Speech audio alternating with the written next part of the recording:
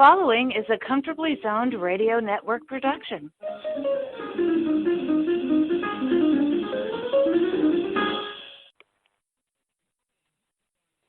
Thank you, Tally Olson. We are back. Bay Area Press Box in the Zone. Half of the two mavens from the Press Box is with us. Michael Duca is here. Jerry Feitelberg is either detained or late or miscommunication, but it all goes with one of the worst days in our recent history, an SOS day. They have canceled baseball today and one hell of a lot of other things with this coronavirus scare. And it isn't so much a scare anymore as reality.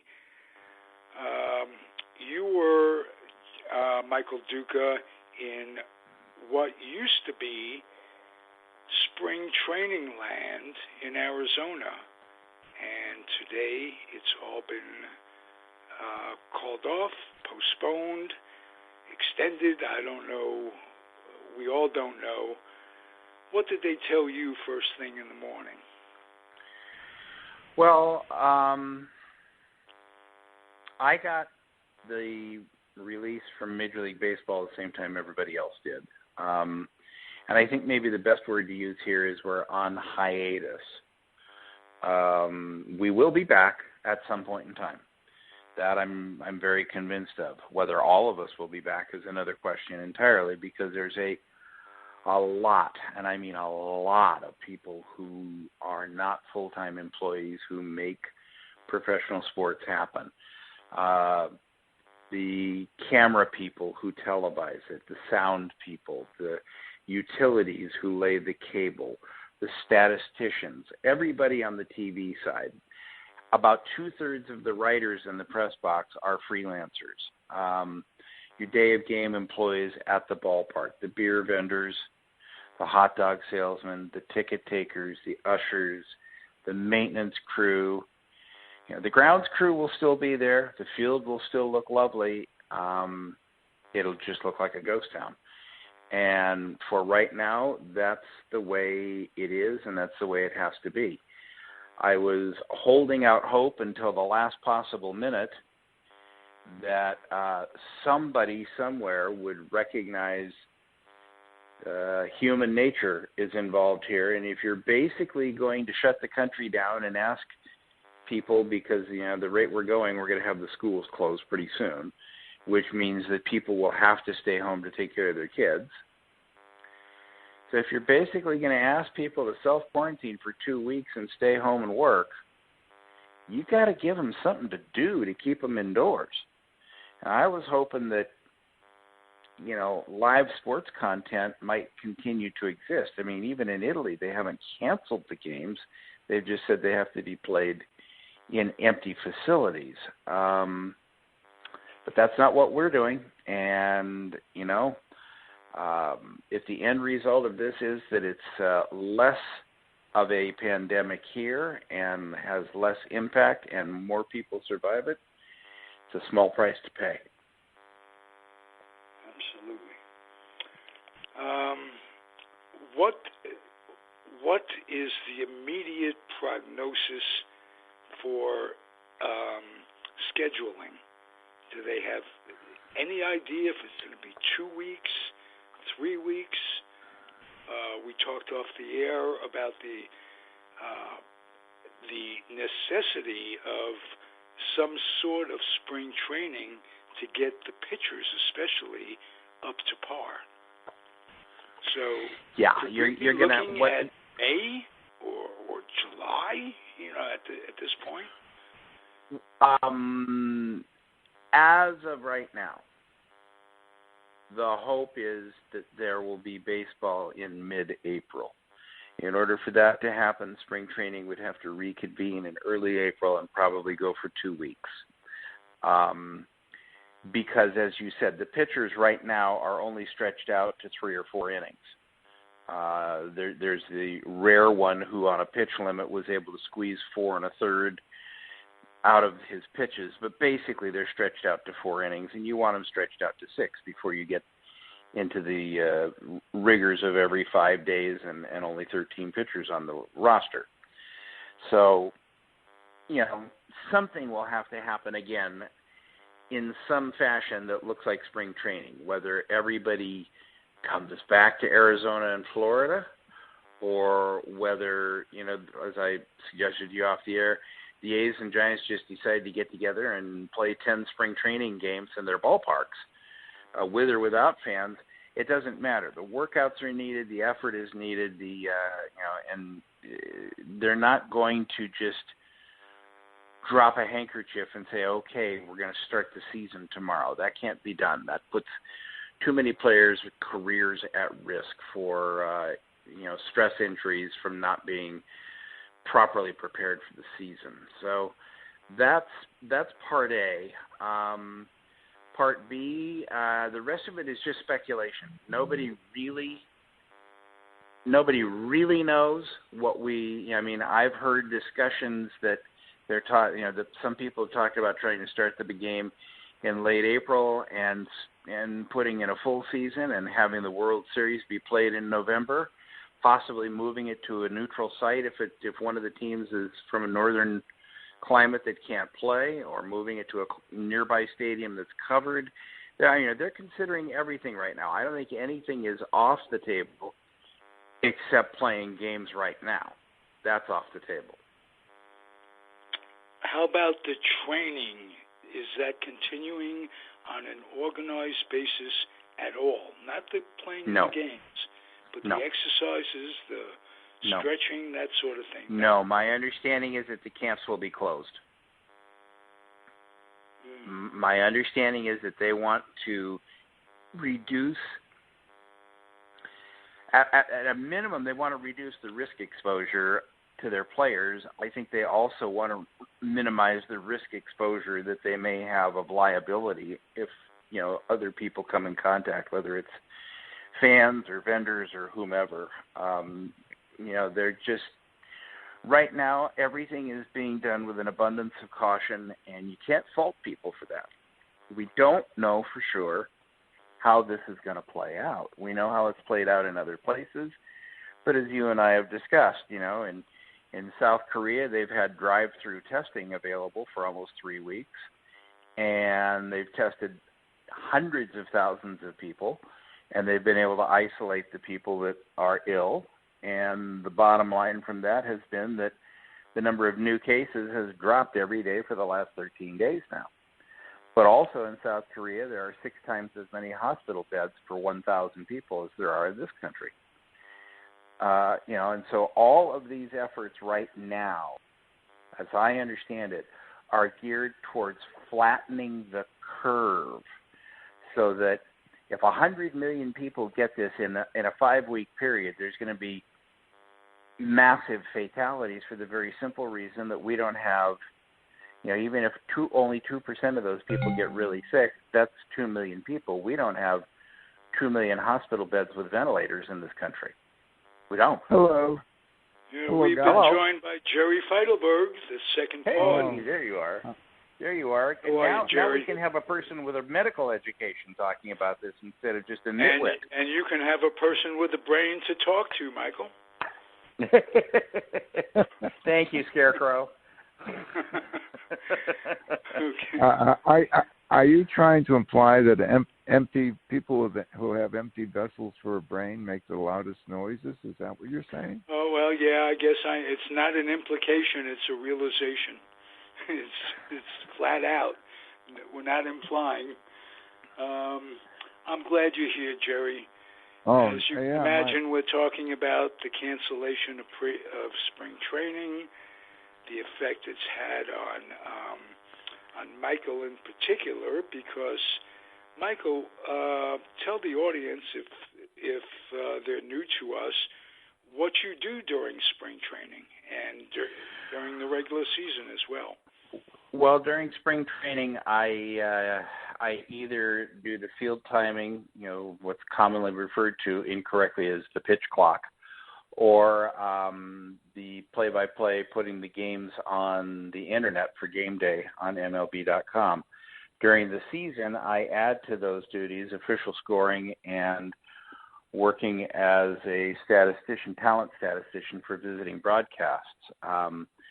If we don't start playing games till the 1st of May, it's going to cost me between now and then about $7,000 in lost income. Yeah, that likely won't be made up. No, that's a big punch in the gut. I'll tell you that. I'll tell you what's most interesting, Jerry. Now, of course, since I got the word, I've started looking at, changing my reservations to go home. I drive, and I usually stop somewhere in the Inland Empire of L.A. and get a room for the night. And I had a room booked for like $60 that I booked a month and a half ago. But now I'm not going to be here on the 22nd, so I was looking for rooms this weekend. Hold on to all of your organs. You're not going to believe what I'm about to tell you. $325 a night for a Motel 6. Oh, my God. Wow. Because of the coronavirus? I don't know. I have no idea. I'm looking on a Saturday, which is usually the cheapest day to get a motel because all the business travelers are gone. And I'm just wondering, are they just deciding that the people who are getting rooms are desperate and have to have them, so they're just going to gouge them to make up for the rest of their lost business? I really don't know. But I mean, a hotel that I have commonly stayed in by the Ontario airport for $70 a night is $161 a night. Wow. It's just it's kind of amazing just to go through this whole experience and look at what's happening there, and then you stop to realize how much impact this is going to have on the Phoenix area. Absolutely. I mean, even if spring training is rescheduled and they get the 2 weeks back, they won't get the fans back. And one of the more famous places to eat down here, Don and Charlie's, which closed last year after 30-some years.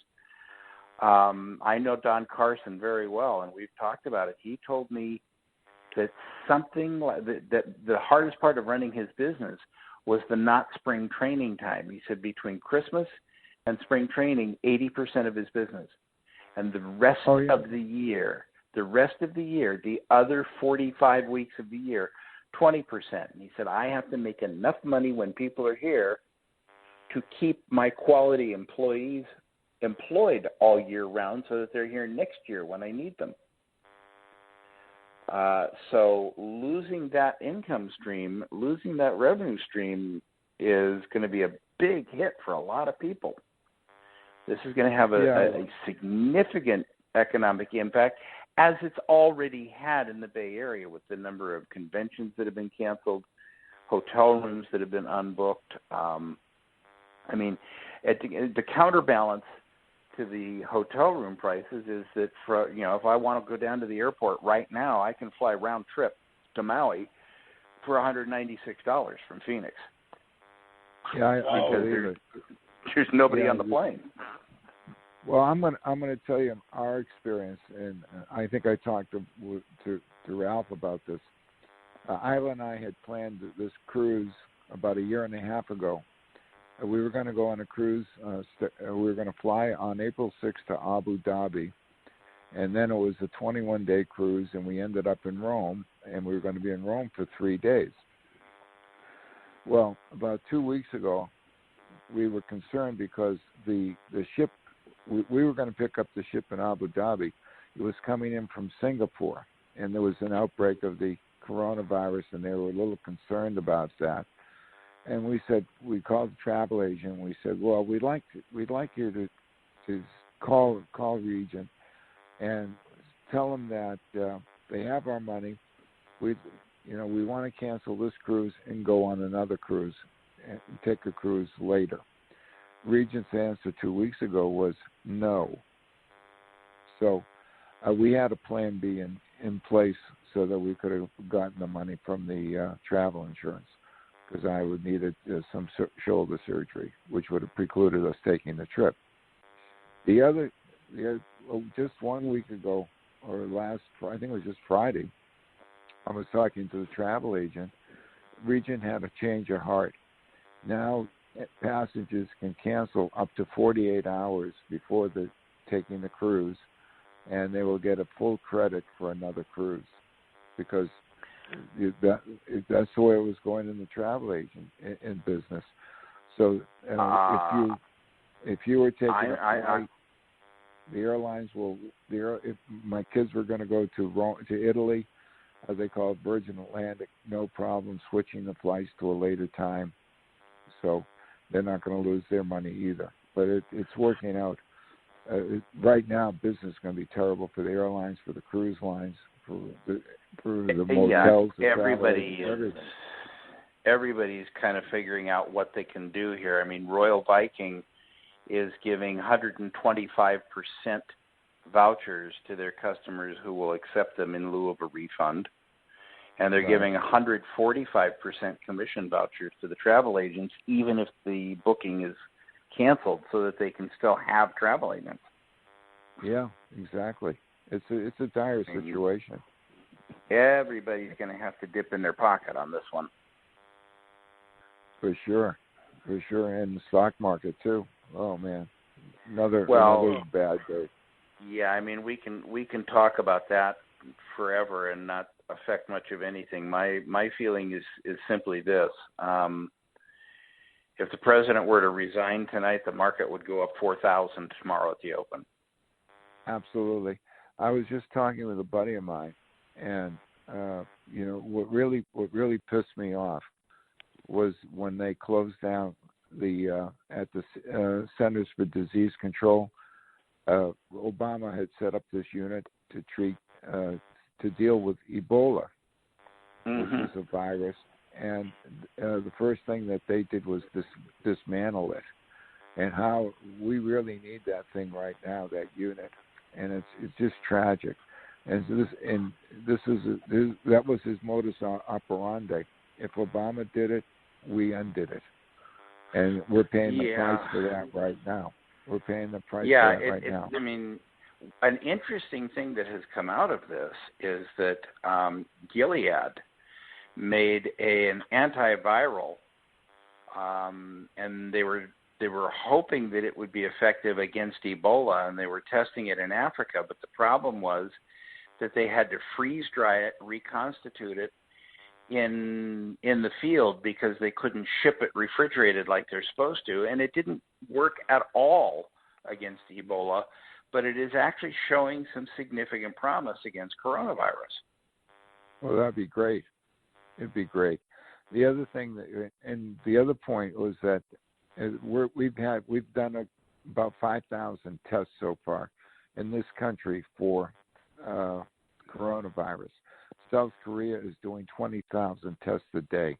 They have the capacity to do it, and we don't have the capacity to do the tests. What's wrong with it? We were just talking about that when you clocked in. There are three things, as I pointed out. In South Korea, the fatality rate is about 0.5%. It's 6% in Italy right now. Right Number now, two, Korea has had drive-through 2-hour testing, 4-hour testing, I think it is. 2 hours is Germany. Korea has had 4-hour drive-through testing for 3 weeks now. And the instance of new cases peaked 13 days ago and has dropped every day since. But the biggest difference isn't even, it is partly the testing because you can isolate people earlier. But the biggest difference is that South Korea has 13.5 hospital beds per 1,000 people. Italy has 2.75. We have 2.4. Yeah, it's a real problem, and they're talking about to flatten the curve. because this thing is growing exponentially. And and if you flatten the curve, you're going to overwhelm. As I told Ralph, if you have 100 people a day walk into an ER that need a ventilator, 85 of them will die because there aren't that many ventilators. Exactly. They're not set up for it. Yeah. And so they have to flatten the curve, and and to flatten the curve, you got to have the testing, and if you don't have the testing, you're not going to flatten the curve. It's going to get worse before it gets better. And the terrifying thing is that it doubles every 4 days until you reach the peak, and so if you blow a week, you turn 1 case, you multiply the number of cases by 64 that you would have otherwise seen. What do we have 10 days ago? We had about 15 cases. Now we got 1,000 or more. We should have more than 1,000. We had 1,000 3 days ago. We are probably looking at close to 2,000 today. Yeah, because we don't know. And that's the other thing, Jerry. That's the other thing. I mean, think about this for a second. The CDC's own website reported yesterday 8 people were tested. Okay? 8. Yeah. Now, wait. I don't care about that. Here's what I know. I know 58 people were tested with the Utah Jazz. I know some of them. 58 people were tested yesterday, which means that the statistics that are being put out by the agency that is supposed to be tracking this are either intentionally wrong, or they are not intentionally wrong, but they are so overwhelmed that they cannot possibly give you an accurate number. It might be the latter. I'm not sure which gives me more pause. Well, why would they intentionally skew the figures to read that way? I would think they would skew them the other way. Well, Ralph, they would intentionally skew the figures to read that way if their boss told them to. If their boss has spent the last 4 weeks telling everybody this is a hoax. Don't get me started. Don't get me started with Limbaugh or Hannity. Those two guys are certifiable wackos. Well, I've managed to shut down almost every conversation that I've run across with, this is a hoax, by just telling people, look, if you believe that, go contract it and give it to your family. Yeah, for sure. It'll be natural selection. Yeah, as I told them, Darwin always wins. Help us thin the herd. Yeah, it's a perfect example of how evolution is working right in front of us.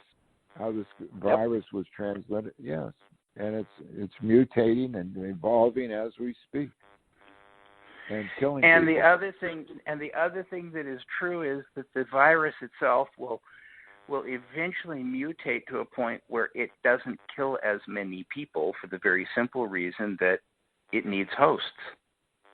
Right, there are less hosts. And if your host dies, so does the virus. So the most virulent strains will die with the people. Yeah. Well, hopefully this thing will. That's not the best way to solve it. No, hopefully this thing we'll get a handle on this thing. The sooner the better, so that we can resume a normal life. And, well, I think one of the first things that's going to happen as a result of this, Jerry, is that a lot of people are going to be disabused of the quaint but completely erroneous notion that we have the best health care in the world, and that's why everybody comes to America when they're sick, if they have money. Yeah, that it's a nice fantasy. Well, there's one good thing that's coming out of this. Pence, who I am not crazy about his ideology or his belief system or any of that stuff, is coming out as someone who is a calming effect on the country, who, if he were the president right now, the country would be more at ease. Not just because Trump is gone.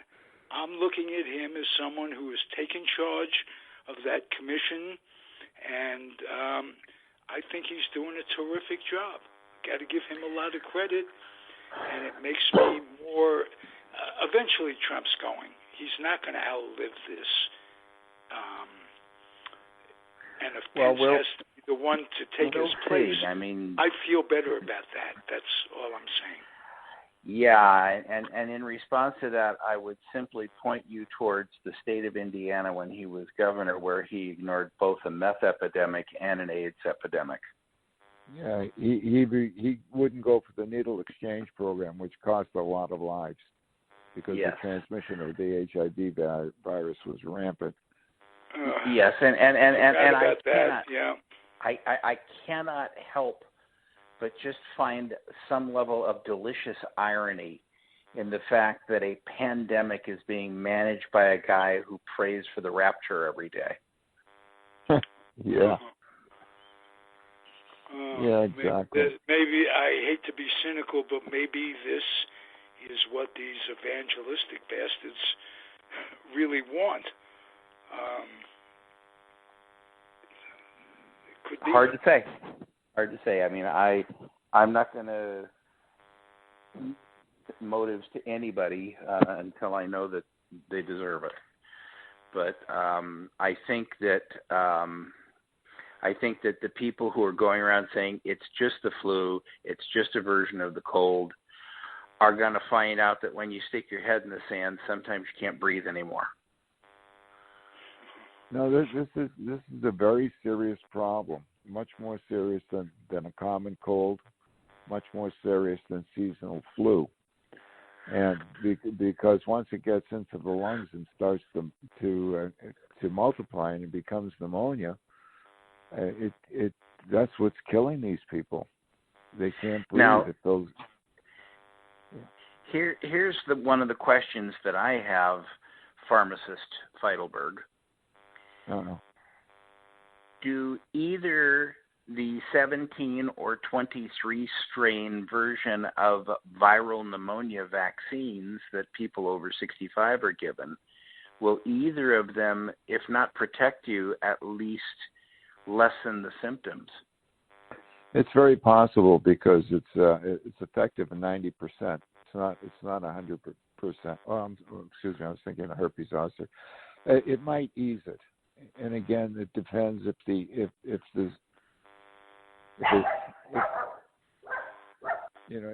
it might ease it for some people. Well, and any advantage that you can acquire is beneficial. Yeah, exactly. Because we don't know how many people have had the pneumonia shots, the newer pneumonia shot. And hopefully we'll give them some benefit. Well, we know I have, and we probably know you have. Yeah, I've had it. You got it. Yeah. The problem, me too. I was telling someone today, going back 50 years when we had the Hong Kong flu, and I was working in the store, and we were filling prescriptions all day long for antibiotics and cough syrup, and doctors were writing prescriptions for Phenergan with codeine, and it said if you don't have them, give them anything you got, that type of thing. And they were prescribing antibiotics, and as you know, the antibiotics are not effective against the virus. The only thing they do is they keep you from getting secondary infections, maybe. Exactly, and that's what was killing people because their immunity was reduced, and they get hit with a second infection, and it would kill them. Mm-hmm. So I don't know if the doctors what the treatments they're doing for these people that have come down with the coronavirus.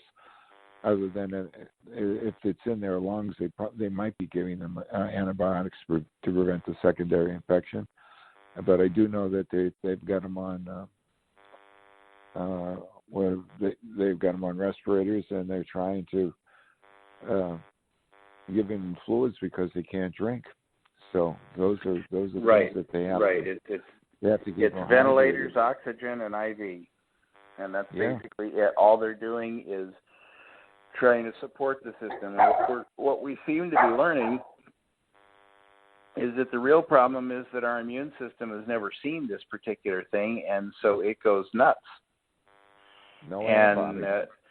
And somebody basically said to me that the fundamental thing that happens is that your immune system hears that there is a misdemeanor shoplifting going on in your neighborhood and sends in the entire SWAT team.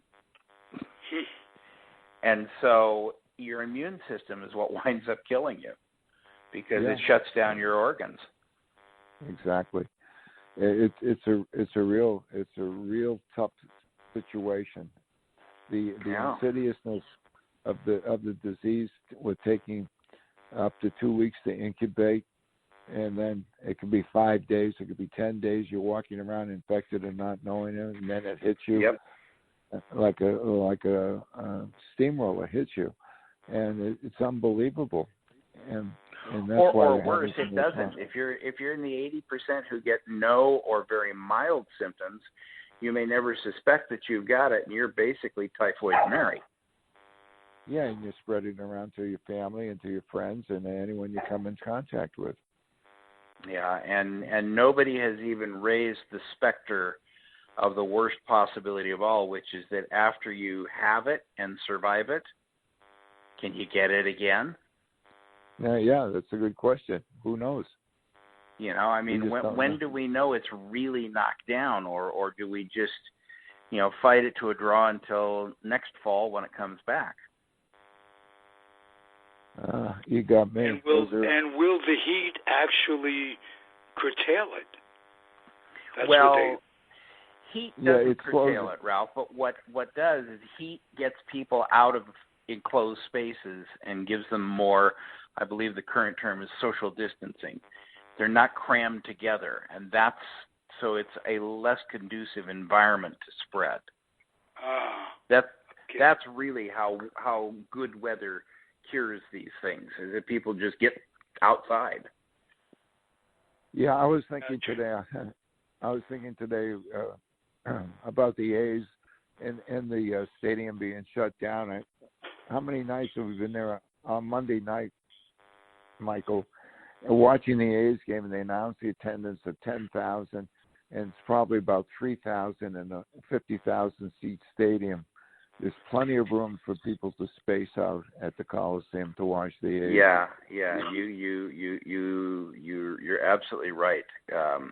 It's probably you probably couldn't catch the mumps there, and that's wildly transmissible. Well, Broadway in New York, the Broadway shows are faced with the same dilemma. And at first they wanted them to sell only so many tickets and go through the rigmarole of refunding tickets and what have you. Later in the day, they figured that's just too much trouble. They just shut it down altogether. Yep. So it's just not baseball; it's all entertainment and commerce as well. This is just this could cause another, not only a recession, it could cause a depression. It could. I hope not. I hope not. I hope this thing will run its course eventually. We have a concert Monday night, and Governor Newsom doesn't want to have he wants to shut down anything with more than 250 people. And we go over to the Jewish Community Center in Palo Alto, and their auditorium holds about 300 people. And we're not sure that they're gonna have the concert Monday night. Everyone's thinking that they should cancel it, and they probably will. But who knows? Just I don't think we're going. Well, Jerry, I'm just glad you're not going on any more cruises for a while. No, right now we're not going to the movies. We're not going to the theater. We're watching. Just watch TV at night. Watch a movie on TV or something on Netflix or Amazon, and be done with it. People just don't want to go do these things. If you haven't watched it yet, it's actually on PBS, but I think it's also available on Amazon Prime. The Tunnel. It's a joint French-British production. There's 3 seasons to it. They're each about 6 to 8 episodes, and it's just brilliantly done. I don't want to spoil any of it for you. Is it The Channel or The Tunnel? The Tunnel. The Tunnel. Okay, I'll look it up. It's good. Is it a thriller? It's brilliant.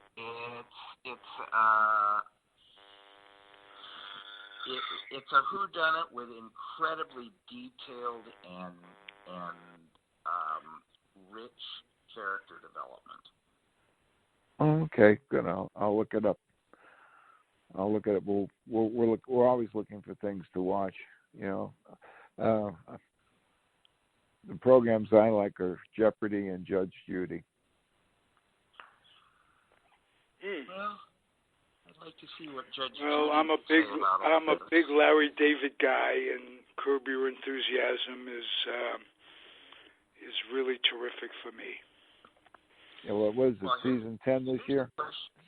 It is, and I haven't seen much of it, but I get some updates on YouTube. They have a guy that puts the scenes together and what have you. He's a genius, Larry David, no question about it. Was he worth $400 million, something like that? Worth more than me. He's worth more than Jerry Feitelberg, for Christ's sake. Yeah, a little bit. He's related to Bernie Sanders. I understand that they're like second cousins or third cousins removed. Well, and he plays Bernie Sanders on SNL. Oh yeah. He did them right. I saw that. That was cute. So do either of you watch The Masked Singer? Haven't seen that. I have. Good? No. Well, it's a lot of fun. It was originally a Korean show, but that's better. If you missed last night's episode, check your listings and see if they show it again, because sometimes Fox re-shows those things on Saturdays.